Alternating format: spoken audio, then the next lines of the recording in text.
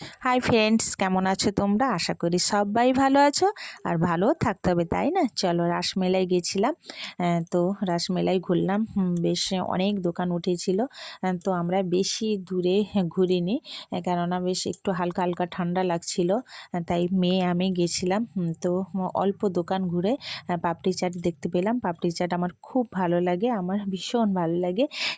যে মেলাতে যাই না কেন পাপড়ি চাটটা খাই। তো পাপড়ি চাট মেয়েও খাচ্ছে। মেয়ে বললো আমি খাবো। আমি বললাম ঠিক আছে তুমি খাও।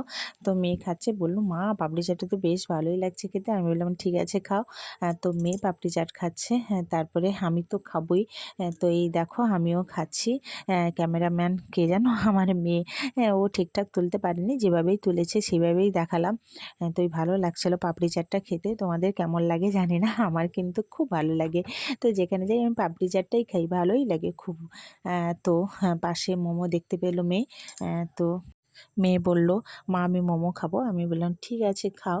তো মোমোটা বেশ গরম ছিল, সঙ্গে সঙ্গে করে দিচ্ছি তো বেশ গরম ছিল।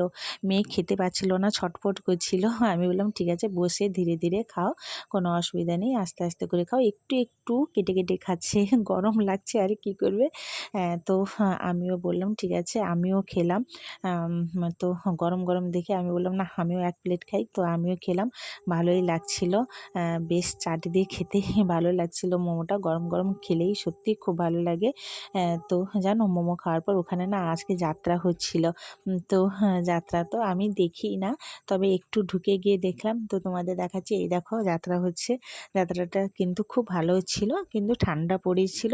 মেয়েকে নিয়ে গেছিলাম আর শরীরটা আমার ঠিকঠাক ভালো লাগছিল না, তাই আমি যাত্রা দেখিনি। এইরকম এইটা মানে একটু ভিডিও করে নিয়ে চলে এসেছি। তো দেখো আজকের মতো টাটা, সবাই খুব ভালো থাকো, কেমন?